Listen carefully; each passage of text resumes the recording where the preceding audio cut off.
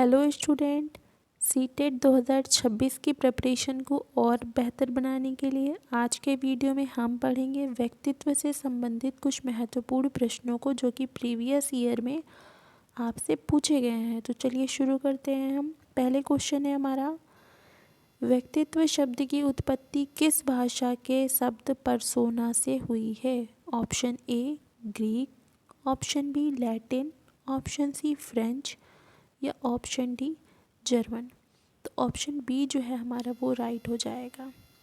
जो व्यक्तित्व शब्द है वो लैटिन भाषा के पर्सोना शब्द से लिया गया है, जिसका अर्थ क्या होता है? मुखौटा। ऑप्शन बी जो है हमारा वो राइट हो जाएगा। नेक्स्ट क्वेश्चन, व्यक्तित्व की सर्वप्रथम वैज्ञानिक व्याख्या किसने दी है? इंपॉर्टेंट क्वेश्चन है आपके लिए। Option A Freud, option B Allport, option C Cattell, option D Sheldon. तो व्यक्तित्व की जो सर्वप्रथम वैज्ञानिक व्याख्या है वो ऑलपोर्ट ने दी है। ऑप्शन बी जो है हमारा वो राइट हो जाएगा। देखते हैं अगला question,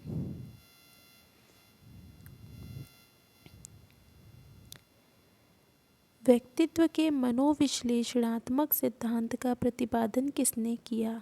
option A Jung, option B Freud, option C Adler या ऑप्शन डी हॉर्नी। तो जब मनोविश्लेषणात्मक सिद्धांत की बात करते हैं तो मनोविश्लेषणात्मक सिद्धांत जो है वो सिगमंड फ्रायड ने दिया था। ऑप्शन बी जो है हमारा वो राइट हो जाएगा। नेक्स्ट क्वेश्चन, फ्रायड के अनुसार व्यक्तित्व के 3 घटक कौन कौन से हैं? ऑप्शन ए आत्म, परमात्मा, जीव, ऑप्शन बी चेतन, अवचेतन, अचेतन, option C id, ego, super ego, option D मन, बुद्धि, चित्त। तो फ्रायड के अनुसार जो व्यक्तित्व के 3 घटक हैं वो हैं इड, ईगो और सुपर ईगो। ऑप्शन सी जो है हमारा वो राइट आंसर हो जाएगा। नेक्स्ट क्वेश्चन देखते हैं, व्यक्तित्व के गुण सिद्धांत किससे संबंधित है? Option A Freud, option B Allport, option C Skinner या ऑप्शन डी बांडुरा। तो व्यक्तित्व का जो गुण सिद्धांत है वो ऑलपोर्ट से संबंधित है। ऑप्शन बी जो है हमारा वो राइट आंसर हो जाएगा। नेक्स्ट क्वेश्चन देखते हैं, 16 व्यक्तित्व कारक सिद्धांत किसने दिया? Option A Allport, option B Cattell, option C Sheldon या ऑप्शन डी यूंग। तो 16 व्यक्तित्व कारक का सिद्धांत जो है वो कैटल का दिया हुआ है। ऑप्शन बी जो है हमारा वो राइट हो जाएगा। नेक्स्ट क्वेश्चन है, अंतर्मुखी एवं बहिर्मुखी व्यक्तित्व की अवधारणा किसने दी है?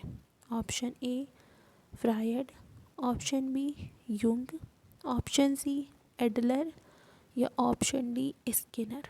तो जो अंतर्मुखी और बहिर्मुखी व्यक्तित्व की अवधारणा है वो यूंग ने दी है। ऑप्शन बी जो है हमारा वो राइट आंसर होगा। अगला क्वेश्चन है हमारा, शेल्डन का व्यक्तित्व वर्गीकरण किस आधार पर है? ऑप्शन ए व्यवहार, ऑप्शन बी गुण, ऑप्शन सी शरीर रचना, ऑप्शन डी बुद्धि। तो शेल्डन का जो व्यक्तित्व वर्गीकरण है वो शरीर रचना के आधार पर है। ऑप्शन सी जो है हमारा वो राइट हो जाएगा। नेक्स्ट क्वेश्चन, व्यक्तित्व का सामाजिक अधिगम सिद्धांत किसने दिया है?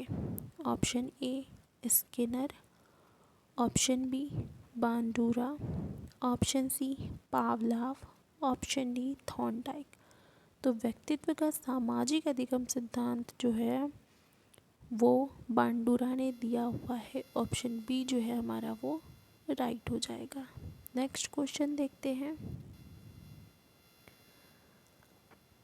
व्यक्तित्व का विकास मुख्यतः किस पर निर्भर करता है? ऑप्शन ए केवल आनुवंशिकता, ऑप्शन बी केवल वातावरण, ऑप्शन सी आनुवंशिकता और वातावरण दोनों, या ऑप्शन डी केवल शिक्षा।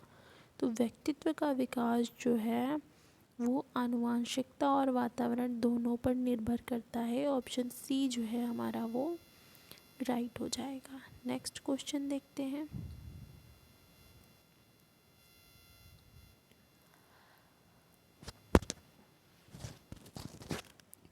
व्यक्तित्व मापन के लिए सबसे अधिक प्रयुक्त विधि कौन सी है?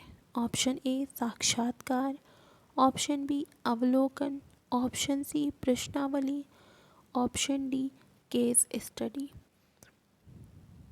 तो व्यक्तित्व मापन के लिए सबसे जो अधिक प्रयुक्त है वो है प्रश्नावली। ऑप्शन सी जो है हमारा वो राइट हो जाएगा। Next question. प्रक्षेपी प्रोजेक्टिव परीक्षण का उदाहरण है?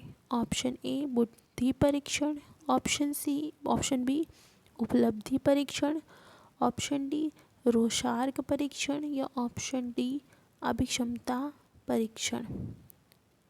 तो प्रक्षेपी परीक्षण का उदाहरण रोशार्क परीक्षण है। ऑप्शन सी जो है हमारा वो राइट होगा। इसको जो है स्याही धब्बा परीक्षण के नाम से भी जाना जाता है, ये भी जो है आप याद कर लीजिएगा। नेक्स्ट क्वेश्चन देखते हैं।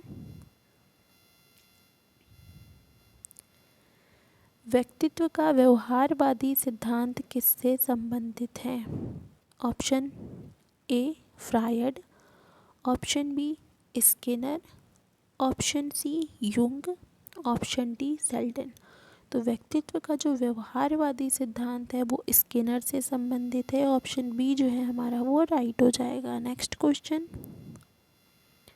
व्यक्तित्व के विकास में सर्वाधिक प्रभाव किसका होता है? ऑप्शन ए विद्यालय, ऑप्शन बी परिवार, ऑप्शन सी समाज, या ऑप्शन डी मीडिया। तो व्यक्तित्व के विकास में सबसे अधिक प्रभाव जो है वो परिवार का होता है। ऑप्शन बी जो है हमारा वो राइट हो जाएगा। Next question.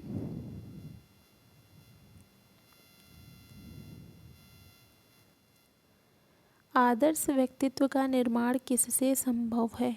ऑप्शन ए अनुशासन से, ऑप्शन बी दंड से, ऑप्शन सी सकारात्मक वातावरण से, या ऑप्शन डी भय से। तो सकारात्मक वातावरण से आदर्श व्यक्तित्व का निर्माण संभव है। ऑप्शन सी जो है हमारा वो राइट हो जाएगा। नेक्स्ट क्वेश्चन देखते हैं। व्यक्तित्व में स्थायित्व किस अवस्था में अधिक होता है? ऑप्शन ए शैशवावस्था, ऑप्शन बी बाल्यावस्था, ऑप्शन सी किशोरावस्था, ऑप्शन डी प्रौढ़ावस्था। तो व्यक्तित्व में जो स्थायित्व है वो प्रौढ़ावस्था की अवस्था में अधिक होता है। ऑप्शन डी जो है हमारा वो राइट हो जाएगा। Next question.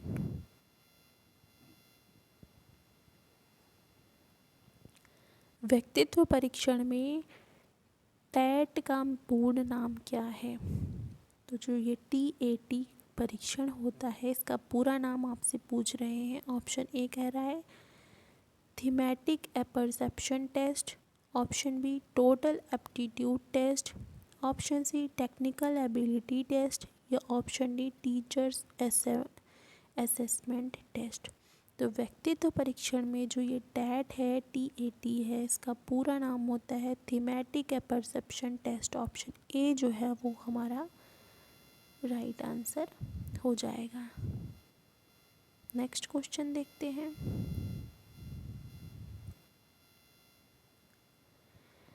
स्व की अवधारणा किस वैज्ञानिक से संबंधित है?